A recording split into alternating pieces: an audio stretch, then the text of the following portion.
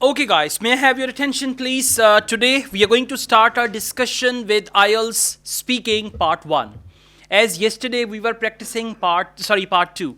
Yesterday we were practicing part one. So after asking you 5 to 10 questions, examiner will say we now move on to Ielts speaking part two. By saying this, examiner will give you a topic card and pen and paper, pencil paper, pen paper, whatever. Okay, there will be a topic card with pen paper, and then examiner will say you now have 1 minute to read the topic. You can jot down some notes if you want to. After 1 minute you will have to speak on this topic for 1 to 2 minutes. This is basically the most important part of IELTS speaking module. We call it cue card, they call it mini presentation or long turn or whatever, right? Now, in speaking part two, you have to show your fluency, your vocabulary, your grammar, and most of the time in speaking part two, examiners decide the bench score like 7, 8, or 5.5. They decide it from there because in speaking part two, examiner is quiet. Examiner is just writing down the points. Okay, and you are speaking and examiner is observing you. When it is part one, they observe you there as well, but there they are busy with asking you the questions and all that. In part two, examiner has got the freedom to evaluate each and everything. Now, how to prepare for that? First of all, you have to read the title of the topic. The topic will be given like, there will be one description, and there will be 3 to 4 bullet points with that. So first of all, you got to just read the title of the topic and immediately decide whatever you are going to talk about. If the topic is describe a person you often meet, before you read the rest of the topic, you have to write down the name of the person.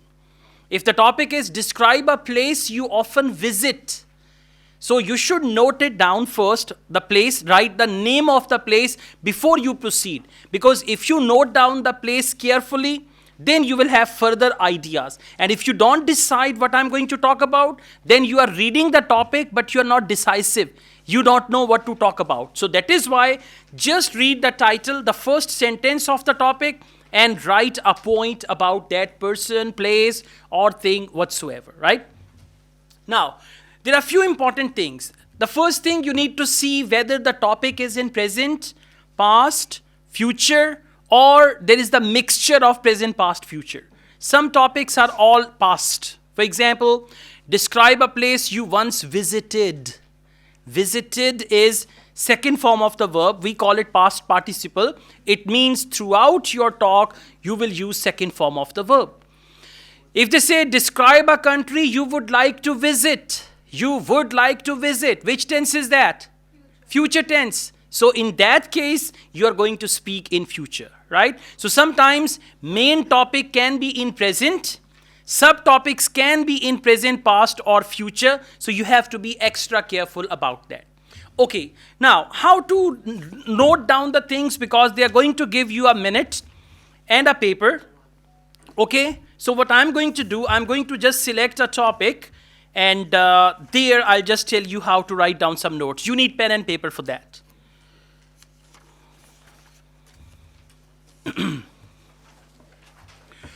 Okay, now we'll just write down some notes together, right? You can also pick up a pen and paper and write down some notes. Okay, now please follow me. The topic is describe an activity that you usually do. Do is which tense? Past or future? Excellent. Wanted to check that. Okay, so do is present tense. Describe an activity that you usually do that wastes your time. Now, before you read on, you have to decide what activity is that. Maybe using mobile, yeah? Or playing PUBG or Candy Crush or any game on mobile, or watching videos on mobile, or anything like that. Now, please write down that activity. And don't write sentences, don't write paragraphs, only write outline. Now, if you want me to write the outline for that, describe an activity that you usually do that wastes your time, I would say I watch movies on YouTube. So, watching movies on YouTube. Clear? watching movies on YouTube. This is just the outline. Now don't write over there, I usually watch movies on YouTube. They have given you 1 minute only. In 1 minute, you cannot write more than 2 to 3 sentences. So don't write sentences, write outline. The next point is what it is. You have already mentioned what it is. It's playing game, watching movies, listening to music, using mobile and all that. So at this point, you will elaborate that activity. For example, the activity is playing game on my mobile. Actually, there is a game called Candy Crush, and I've been playing this game for around 5 years, and I think this game wastes a lot of time, especially my precious time, but I can't help because I'm quite addicted. So the activity that wastes my time is this game.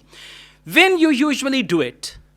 Next point is when you usually do it. Which tense is it? Present simple. When you usually do it, this is present simple tense. In other words, Pakistani language, you call it present indefinite. This is present indefinite. So when you usually do it, you can say, well, there is no specific time. Sometimes if I'm free in the morning, then I just start playing this game after my breakfast. On the other hand, at night, before going to sleep, I always spend hours and hours on this game. So just you can elaborate that point. Don't give a very crispy answer, then all the cue card will be over in 30 seconds. You have to speak for minimum 1 minute, maximum 2 minutes. If you speak for more than 2 minutes, examiner will stop you. If you speak less than a minute, examiner will give you some gestures through body language that you should go on. Yesterday I made a video. One of my students complained that in my Ielts speaking test cue card, examiner gave me the topic and then examiner was putting the pencil on the topic and saying, what does that mean? See, you are taking your speaking test, speaking part 2, and examiner is putting the pencil on cue card and saying this.